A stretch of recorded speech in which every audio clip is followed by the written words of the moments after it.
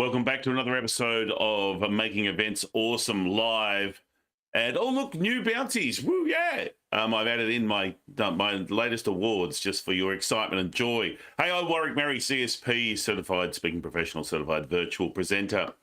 Today, I wanted to talk to you all about signage. I'm fresh back from the trade show floor. I had the delight of hosting the COBA, Community-Owned Banking Association trade show floor, and saw a whole lot of different signage there. Signage is an interesting thing. So often companies, they love their own names and they want to make it all about them.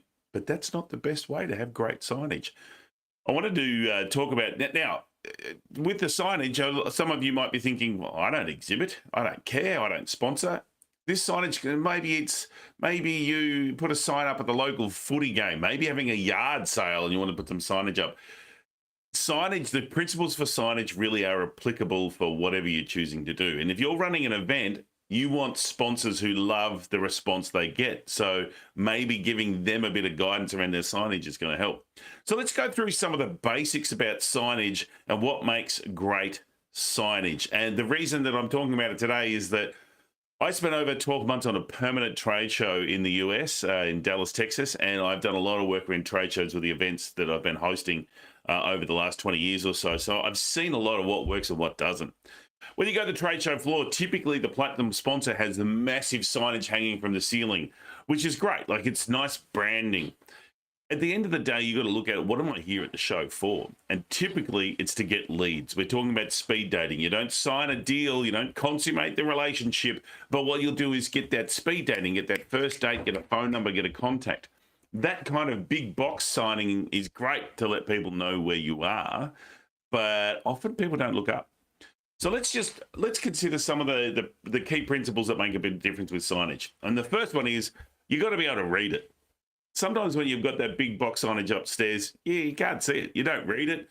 A lot of old white men like me have vision issues, and so you're not going to see that. So make sure that it is readable. So go big font if you're doing signage. Big font, bigger than you think, because typically when you're designing your font, it's you and the computer screen nice and close just here. Think about what's it going to be like from 10 meters back, 20 meters back. When you're looking down the trade show, are you going to be able to see it? Oh, by the way, when it comes to looking at signage, you can read if you are in an expo booth, and typically you get, at the very top, they'll have the signage of what booth number and what the booth name is. You don't have to use your company name. Often people will put their company name, their product name. You might have a sentence. You might have something about your prospects that makes them go, oh, I wonder what that is. I want to find out. Because that's the second thing about signage is not only you have to make it readable, it's not about you. It's all about the prospect. It's all about the audience. You want questions to which the answer is yes. So you want to squeeze their pain a bit. Are you struggling with creditors? And you want people to go, oh, yeah, I am. Because if you're the kind of person that helps solve problems with creditors, you want to know that they know what they're talking about. If you don't have any issues with creditors, well, you're not going to buy their stuff anyway. So it's a great way to self-select. So you're only getting the interested people. So again, we talked about making your signage readable. Any signage you have printed for your booth, have it high up. Too often people will put a beautiful picture and then at the bottom of the pull-up banner has all their web details and stuff. No one looks that far down. So have it towards the top so it's nice and easy to read. If you've got people standing in your booth, are they going to be standing in front of your signage? If so, put it up higher. At the COBA 2022, one of the sponsors or exhibitors was Our Guard. And they had some signage printed up. I've got to be honest, it was cheap. It was just printed on great big bits of A0 or A1 paper. Brilliant, great stuff. You don't need to spend a ton of money. And it was specifically for that show, so they're not going to use it again, so paper works. And they had stuck it around their booth, but all sort of around waist height near the bottom. And as I said to them, you're going to be standing here, no one's going to read it. And so they moved it a bit higher. I also said they had the big printout of their brand, Our Guard.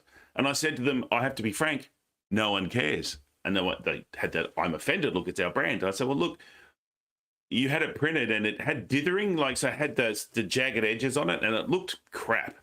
And they were actually going to go back to the printer and ask for a bit of money back. That's how bad it was. I said, get rid of it because no one cares about you. They all think about them. And just that way you can put this other signage higher.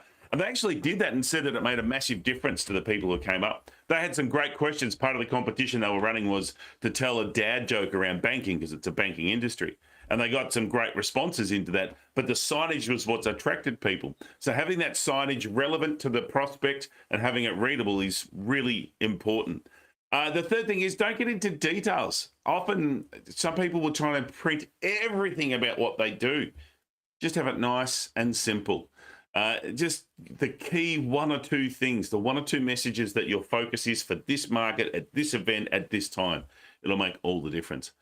Now, often people say, should I have some flags or movement or waving? It can get in the road, and you want to be a good neighbour as well. So you don't want your flag flapping over someone else's stall. So just take that into account as well. I've got to be honest, simple is best. Doing what our guard did, just getting the printer to do some stuff. I've even done stuff before when I've exhibited, just print it on great big white bits of paper at the local, print it, stick it on the next size up, coloured paper, so it's a big coloured frame, and bang it up high on the wall so people can see it. Even have it hanging on the front of the booth itself, right at the top. That can be a great way to get that different attention. And the secret is having those questions. What are the questions to which the answer is yes for your prospects? Squeeze their pain. Are you struggling getting paid on time? And yeah, that's me. You want them to look and go, that's me. I need that. I need to find out more about what that is. That is what makes the hugest difference when it comes to signage. What do you think? What's some of the signage you've seen that really attracts you, that you think that's really cool? I like that. And there's a difference between, I think that's really cool, and this signage made me come over to you. So have a consideration of what that is. There are so many different things you can do, but be aware it's not about your brand. Marketing will make it all about your brand. I love marketing departments that do amazing stuff, but they do get very focused on the brand and doing it right for us. And at the end of the day, it's got to be about your prospects and your customers. You want them to come up and go, oh, it's you. Yay, I love you guys. You guys are amazing. Or I really want to find out more. Not necessarily about, that's the right color and we're using the right font again. Isn't that nice? Because at the end of the day, it's all about how do we get we're speed dating. How do we get those extra leads? That's what we're after. Oh, thanks, Christine. Yeah, those pain points make all the difference. Squeeze the pain points. You need people to know they've really got the pain that you are then going to solve. So thank you, Christine. I appreciate that. All right, that's been it for today. Thank you for joining me. For those of you who want to, we talk about all the things, events to Making Events Awesome. Head over to makingeventsawesome.com. That'll take you to our Facebook group. Love to have you join us and love to hear your voice when it comes to events. I've had fun being here. Warwick Mary, that's the name. Events, that's the game. If you've got some events coming up, you need a host or you need to have some conversations about it, reach out to me. Love to have that conversation. All right, I'll be back here again next Monday. Thursday, 9 a.m. for the Making Events Awesome live stream. What joy, what fun. Look forward to your company next time. At the end of live stream dance, because it cuts off very quickly. End of live stream. All right, see you next time.